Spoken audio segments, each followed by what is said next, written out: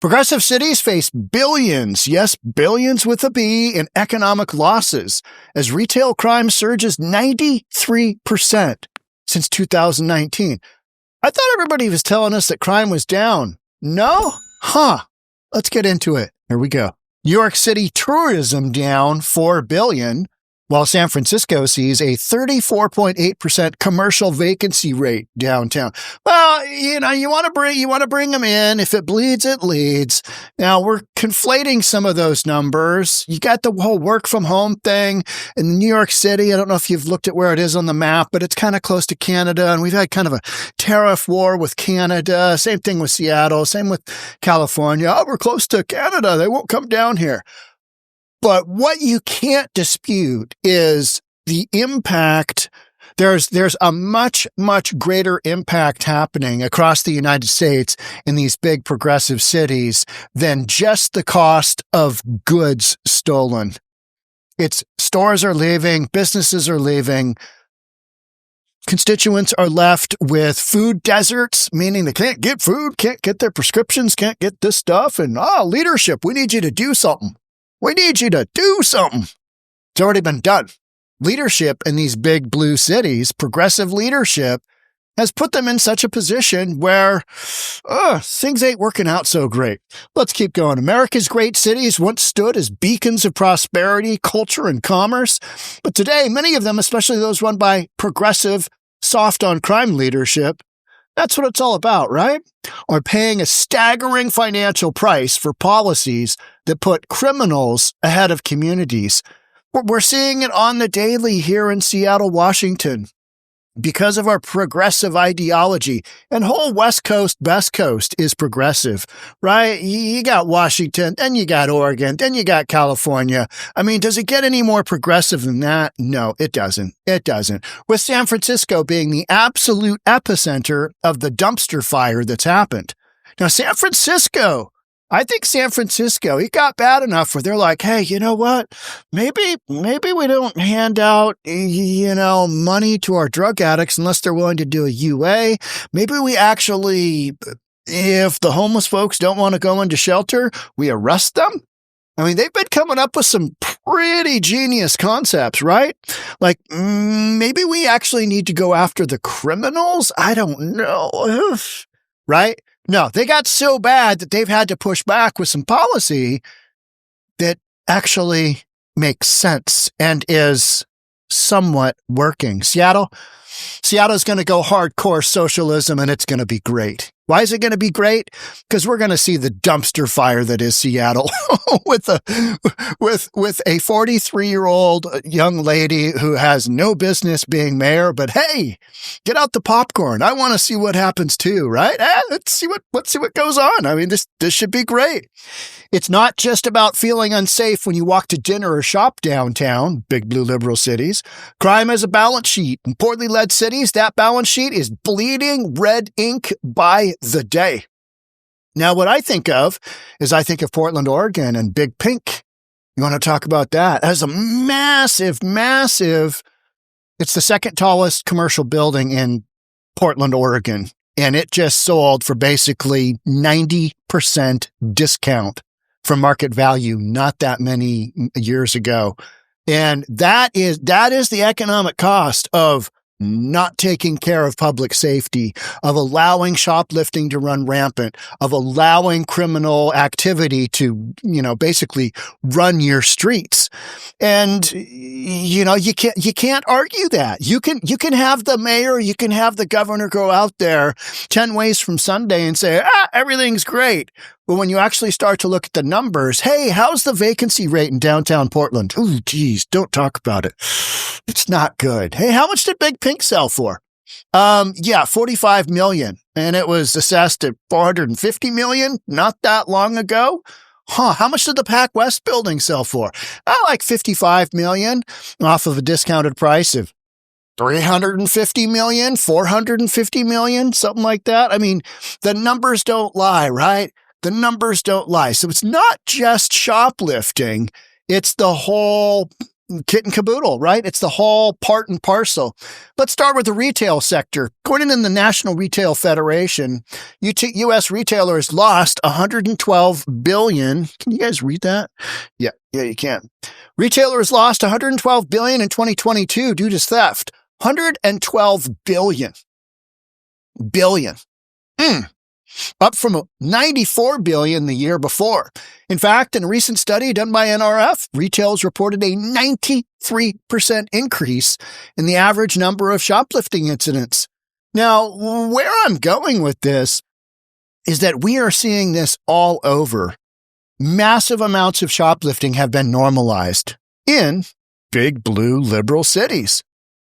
Just normalized. You go to a Republican-run city. I'm going to be heading down to Oklahoma City, visit my parents over the Thanksgiving break. I don't know why I call it break, because I'm not in school, right? It's vacation. Kind of. Seeing family, right? And their stores, they don't have stuff locked up like we do here in Seattle, like they do in Portland. You don't go into stores and, holy cow, I got to ask for somebody to help me out getting this thing out of its cage for everything. Everything. I was in...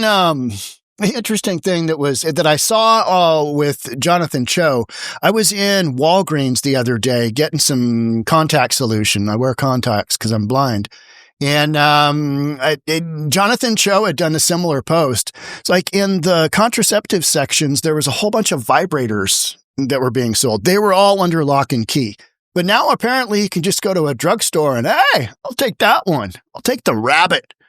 You know, it's like, okay, yeah, where's the contact solution? Because that's not it, right? So moving on. But everything in Walgreens of value was locked up, like teeth whitening stuff, detergent, the big containers of detergent, all locked up. You don't experience that in multiple stores throughout Oklahoma City. You've got shoplifting there. But they're pretty serious about incarcerating you if you break the law. Multiple times, you betcha, they will put you in jail. So, in additional losses this year due to organized retail crime, much of it concentrated in blue city hotspots like San Francisco, Portland, and New York. Oh, it's great. Now, we know this to be true because it's a week on crime, and it's not just week on arresting, it's week on prosecuting, it's week on incarceration. These cities have basically told everybody, hey, come here, steal from us. We're okay with it. We've literally got Bruce Harrell here in Seattle saying, somebody gets arrested 5-6 times. I don't care about their crimes. I want to know their history. And you're like, yeah, they're a criminal. Incarcerate them. That's the way I see it. You got somebody breaking the law? Put them in jail. That's where they belong. Get them off the streets. I don't really care about their history. I just don't. If you're committing crimes, I don't care. Incarcerate you. That's kind of how the game is played, right? These aren't mom and pop shops without resources. These are billion-dollar corporations deciding it's better to retreat than to keep bleeding. We're going to pull out. Does it seem insane to you that so many of these retail stores have to lock up much of the merchandise? Yes, it does. It's absolutely mind-blowing. High-end property values are declining. Where have I heard that before? Commercial specifically. The retail, we haven't had enough properties on the market. I mean, not retail, but residential. Residential end of property, they've declined just a tad, not much, less than a percentage point. I think Tampa Bay, Florida, year over year had a 1-point-something% decline in residential property values. But the commercial sector with that whole work from home thing has just been absolutely decimated. You've got Chicago, blocks plagued by violent crime and open-air drug dealing are seeing higher-end condo and home values sink. Not shocking, right? Nobody wants to live overlooking an open-air drug market. It's so true. Here in Seattle, we've got a property owner in Little Saigon that is suing the city of Seattle for $30 million because city of Seattle basically said, hey, International District, Chinatown, Little Saigon, whatever you want to call it.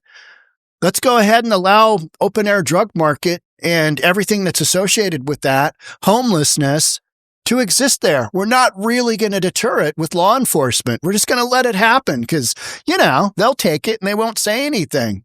So we got a property owner that's suing the city of Seattle for $30 million because he's asserting that the city, basically by allowing open air drug use, open air drug dealing, open air drug purchases to happen within their community, has decimated his property value to the point where he can't sell it.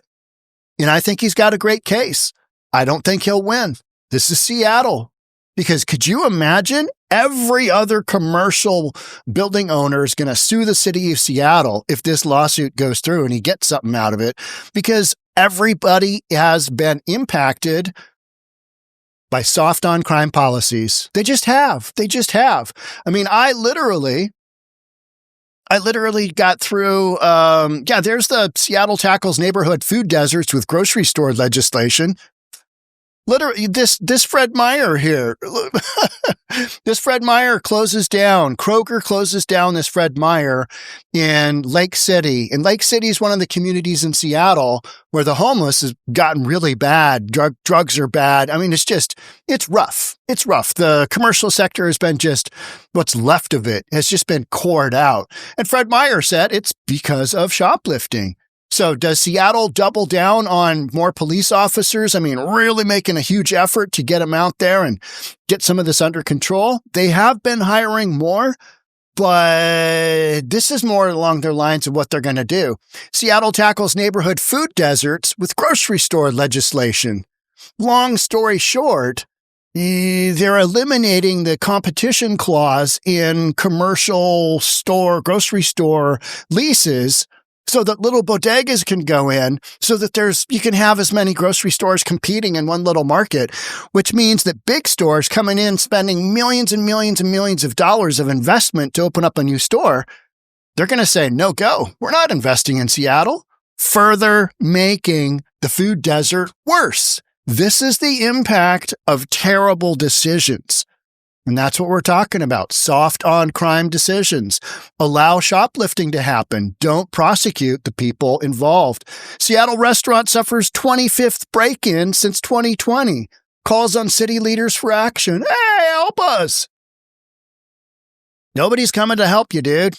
Unfortunately. And that's a great restaurant. I've had so many people say, hey, that's an amazing restaurant in Seattle. And, it's all based on policy. Let's get back to our story here, though. In New York, it costs $925 per day or more than $337,000 per year to incarcerate one person. Instead of tackling the root causes of crime, city leaders continue to pump money into a cycle of arrest, release, and repeat offenses. It's literally that revolving door of justice, right? Hey, get out there, Junior, commit those crimes because we need you back in here. Overtime costs for the New York Police Department are spiraling as officers try to do more with less, while politicians handcuff their ability to enforce the law. I mean, what do you say to that? Tourists aren't stupid. If you don't feel safe in Times Square or Union Square, you'll take your vacation dollars elsewhere. Correct. And so businesses, same thing. If you're looting the stores at street level, nobody wants to be in that environment. They're going to go elsewhere. They're not going to populate those areas. You've got commercial values dropping, just boom, because the downtown cores have been hollowed out and you've allowed, whacked out nut jobs on drugs to run the streets. Pretty basic stuff. So tax dollars, yeah, you're going to lose those. Assessed value dropping, more tax dollars out the door, just gone, boom. Some 2 million fewer visitors from other countries are expected to make the trip to New York City this year. Yet tourism way down, Seattle way down, Portland. For New York City in particular, the stakes are enormous. And if individuals like Zoran Mamdani, who's already argued for slashing police budgets, so has Katie Wilson here in Seattle.